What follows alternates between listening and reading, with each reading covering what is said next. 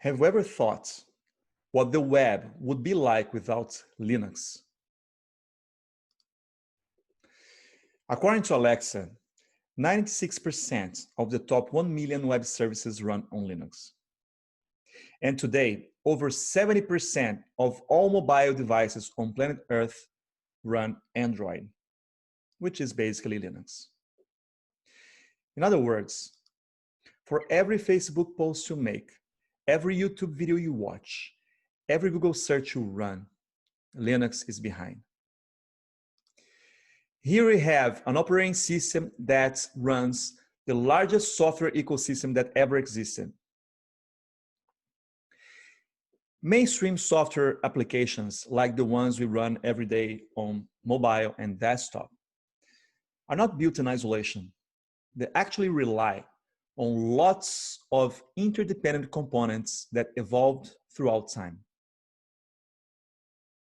It is basically Linux and the composability of software that brought us up to this point of tremendous technological innovation and all these powerful applications that we have today. This monumental infrastructure actually took more than 30 years to be built.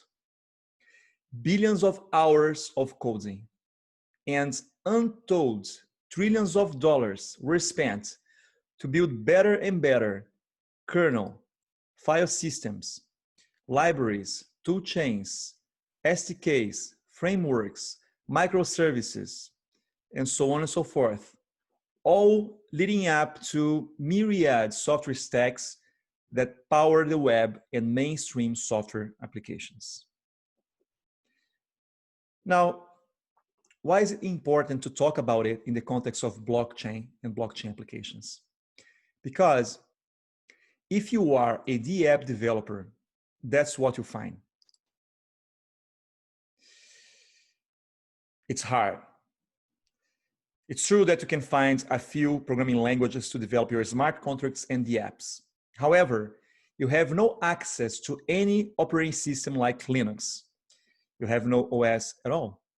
And because of that, you cannot use this powerful infrastructure that is used in the web and in mainstream applications that we have today. This is a massive setback for DApps in terms of productivity. Second, the well-known scalability issues. Your DApp will have to be limited by computation on chain, by storage on chain, and you have to deal with high latencies. Now, you put these two problems together and we're back to the dawn of programming. What if we could decentralize Linux and mainstream software on top of public blockchains? My name is Erick Moura. I am founder and CEO of Cartesi. And in the next minutes, I'd like to show you what we have been building. We are bringing this mainstream taste to DApp developments on blockchains. First of all, this is not only in theory.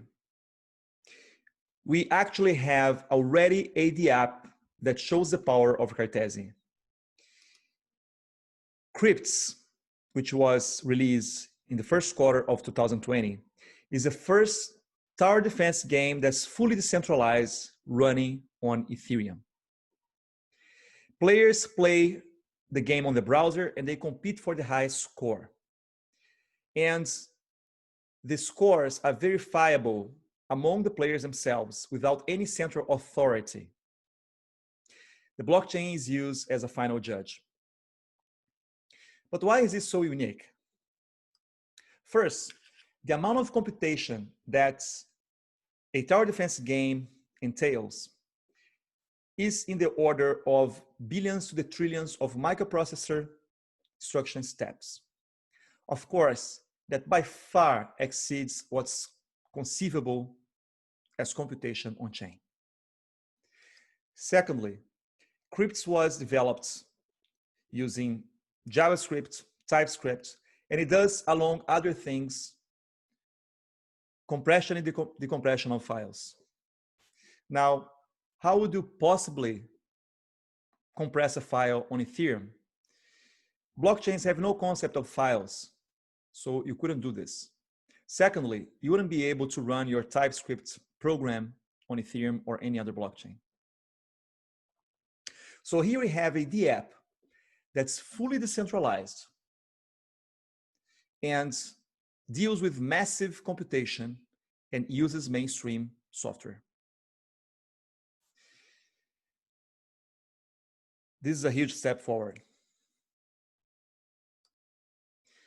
Crypts is 100% decentralized. It's ready, it's open source. You can download it from our GitHub repos, run it on Rinkeby or even on Matic and play with your friends. Or if you're ready to take the next step in the journey into Cartesi, you can already download our alpha version of the Cart SDK. You can use our documentation portal to start to build your first app that uses Cartesi. Cartesi is based on 3 general principles: a protocol design, cryptoeconomic incentives, and a unique virtual machine architecture. A protocol that basically takes heavy computation over potentially massive amounts of data off-chain while retaining the security guarantees of the blockchain. The parties involved in the DApp, they achieve consensus off-chain, and in case of disagreements, they use the blockchain as Supreme Court to settle the disputes. The amount of computation that needs to run on-chain in case of disputes is negligible compared to the original computation. Incentives are used in order to make the participants of the DApps engage with the system in an efficient way and scalable way. And finally, we have a unique VM architecture that emulates a RISC-V ISA and is able to boot a Linux OS.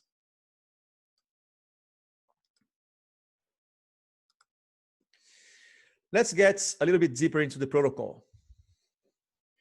If you are to develop a decentralized 2-player game where players compete for the highest score, let's say Alice and Bob, and you want to use a blockchain like Ethereum, every single move that Alice does, every single action that Bob takes, they have to become transactions in the blockchain.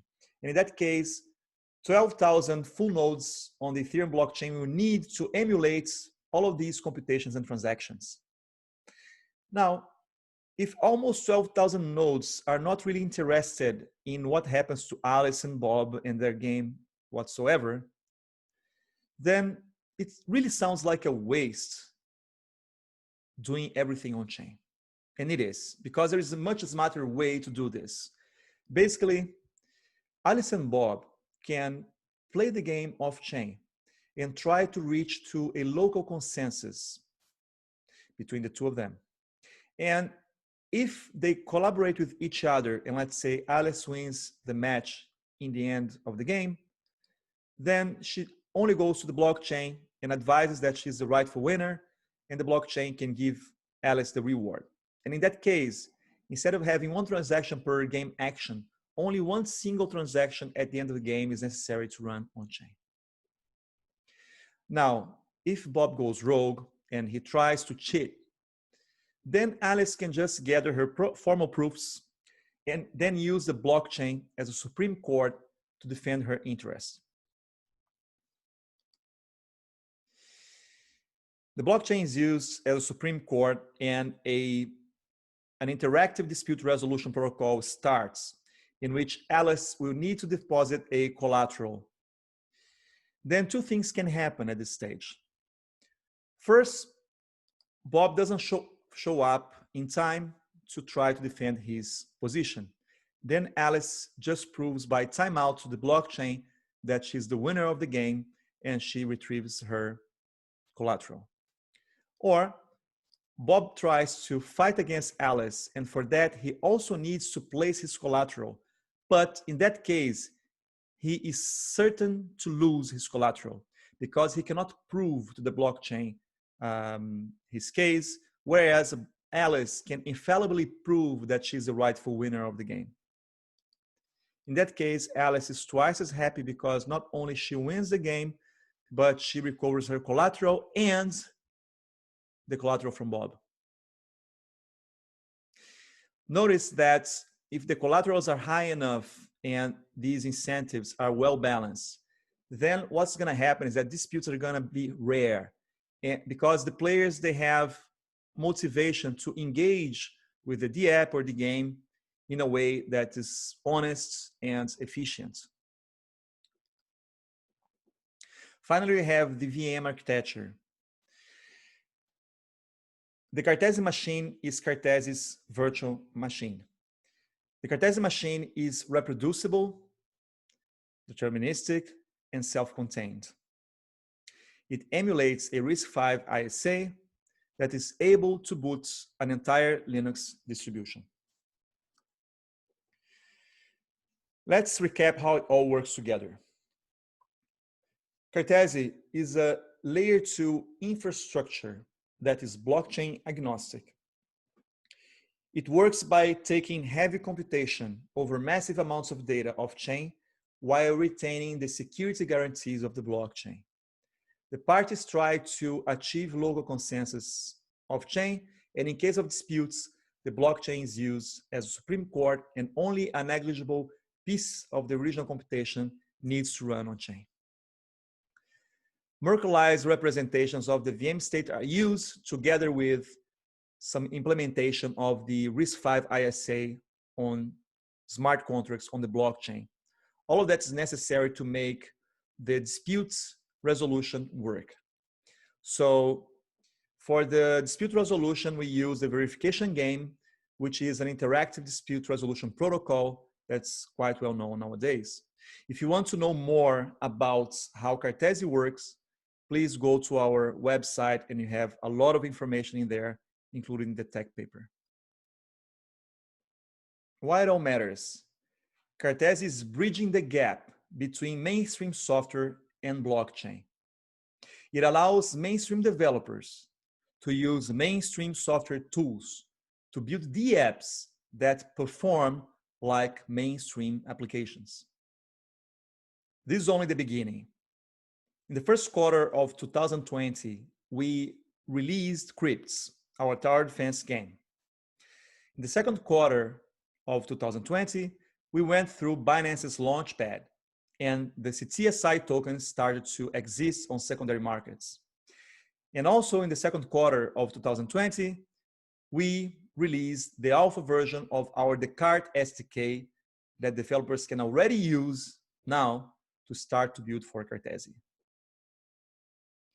We have a very excited team composed of exceptional academic researchers and very experienced software developers from the industry.